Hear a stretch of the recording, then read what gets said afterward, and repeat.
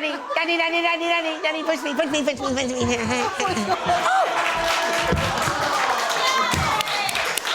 Where's my helmet, Daddy? Where's my helmet? I'm gonna sue you. I remember the days when there was political debates. Yeah, we've done that. Yeah, this is a serious programme, wasn't it? This is serious. This is serious, because the question is whether you would pay £20 an hour to a professional to learn your brats to cycle, right? Because Screechy was incensed the other day when she saw an ad in a local shop offering kids cycling lessons for a score a go. Like me, she'd been taught how to ride by her long-suffering parents, who spent many hours encouraging both of us to lift our little feet off the ground, to find our balance and eventually pedal off into the sunset. I can remember, this is true, I can remember my own mum suffering what can only be described as a total meltdown because I just couldn't get it. I could not find my balance, no doubt because my evil parents had bolted stabilisers to my bike. Experts, what do they know? Hate stabilisers because they make it harder to learn to ride on two wheels. Now, 40-something years later, I can still remember my mum storming back into the house, leaving me sobbing on the street. Would she have done better to get me a professional to help? Or are the tears, the tantrums, the sore bottoms, grazed elbows and knees all part of the wonderful joy of being a child, of being parented, a rite of passage for both you and your spawn? Now, psychologists, they reckon having a parent teach you a skill is an invaluable nurturing experience that creates a more confident child. But this is why it's serious, right? 60% of parents are too busy, yeah? So if you're that busy, why not call on help if you need it? Surely better that than end up with your child joining the 1 in 10 who can't ride a bicycle, Andrew. Well, some things are sacred, aren't they? There are the rites, the rites of passage, and there are busy people out there. Some people physically aren't able to teach their children to do things. Yeah. So there are arguments for this. You know, I think polish can be added to some things. You know, I mean, you teach your son to swim, and then you hand them over to perhaps an expert or cricket and things like that. So some things are anything that encourages children to get outside. There's a route that Do you honestly think that any parent is too busy to find an hour in a week to teach a child to cycle? Because I struggle with If you're at home, there's a way, but there's the generation indoors thing. 3/4 of UK children spend less time outside than prison inmates. This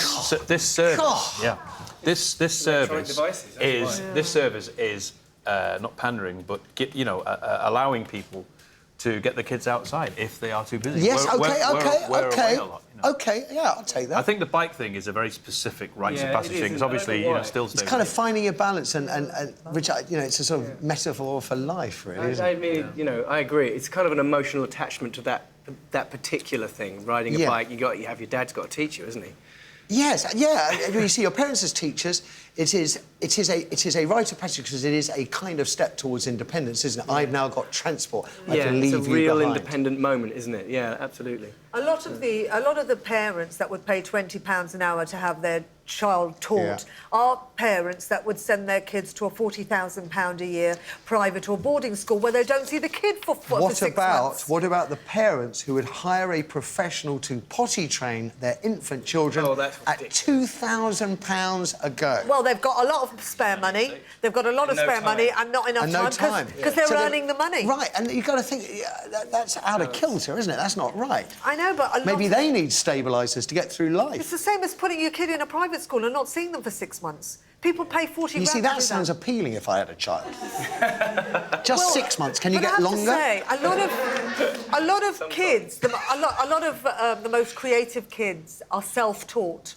When your child self-teaches itself to play the piano or do various creative things, a lot of those kids are very creative, the ones that have been self-taught. And I think that sometimes just to let a child do it their way, learn themselves, is very good for the mind of the child, very good for the development of the child, than to always have to, mother the child and teach them this and do it this way and that way. Let the child breathe, let their mind be free. There's all sorts. But that would under the guise of under the stewardship of a professional, or just learn on the street, because that goes back to Andrew's point. I mean, you don't have to be taught to ride a bike professionally. Right. It's something you would happily let an 8-year-old out on the front street, maybe on a busy road, to learn to ride a bicycle on their own. As long as I was around, they had stabilisers on. Okay. And then gradually, when I saw them getting better, take the stabilisers off and let them be a bit adventurous. Let them get their own if you way. have the time. I'm still mindful of the 6 out of 10 parents that don't have the time for this. Do feel free to comment and give us a thumbs up if you feel inclined. For more clips from the show and exclusive behind-the-scenes videos, click here. If you're new to the channel, click the subscribe button here to be automatically informed when new videos are available. Links to our other social media platforms can be found in the description. Thanks for watching.